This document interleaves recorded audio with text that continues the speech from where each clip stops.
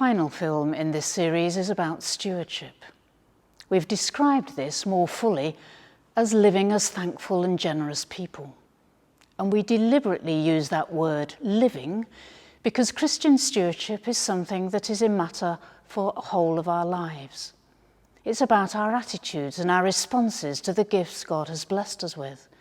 Our gifts and talents, our buildings and other assets such as churchyards and halls, and our money, the money we give and the money that others give to us. We want to take seriously God's call on us to be good stewards and to help embed a culture of thankfulness and generosity as we respond to God's generosity towards us. Christian stewardship is the gospel in action. A good steward is one who has responded joyfully and thankfully to the good news of Jesus Christ with all that they are and all that they have. As one definition says, stewardship is a response to the grace of God in Jesus Christ. It can never be separated from the good news itself.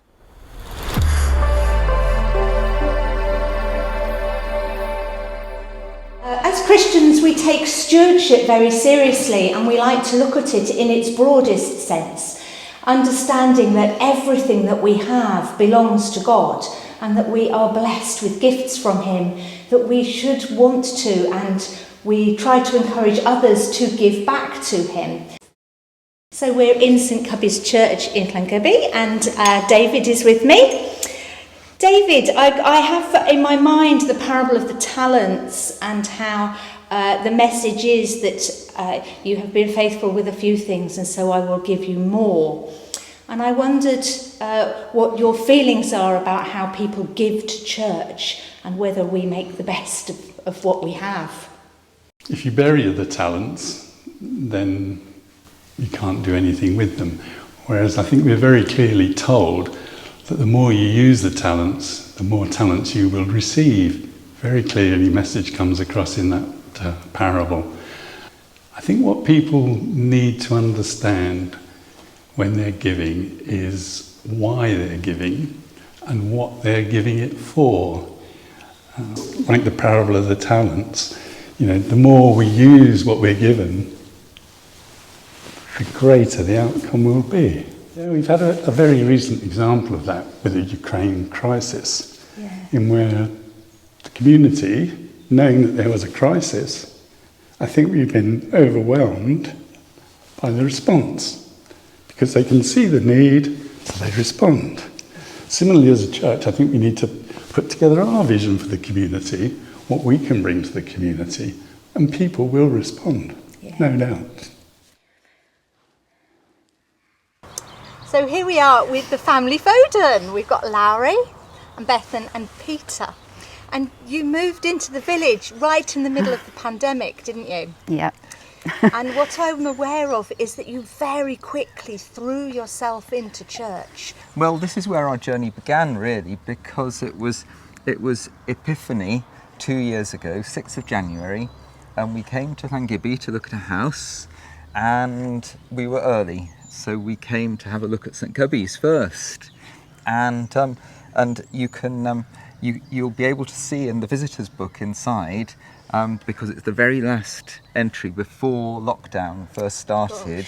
And Bethan wrote, we came looking for a bit of magic and we think we found it. Did I? I don't know. You did. It's in there. It's in there in the visitors book. I've seen. And anyway, it was an epiphany because we saw the house. We saw the church first. We saw the house, and we knew that we needed somewhere that we could make adaptations to for Lowry. One of the things that we really wanted to do, and we felt, I don't think it's too strong to say we felt called to, is to be involved and to use our home for the church, for God in this village. And during lockdown, I started doing, felt like I needed to be doing something useful. So I saw that there was a food kitchen in us run by a really lovely lady from the village who goes to the Catholic church, Gloria.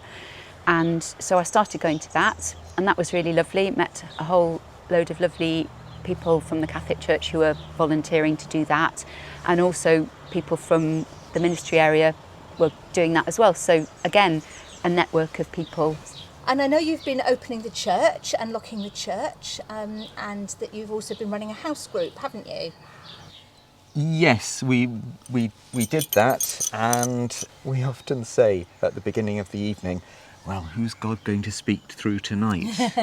Because, you know, there's always somebody yeah. that you realise when they start, it's time to shut up and just listen. As Christians, we know that all the gifts that we have are from God. I wonder why you are so keen and so passionate and so energetic about all the things that you do for church and for God and for faith, why it's important to you to give back to him those things that he has given you.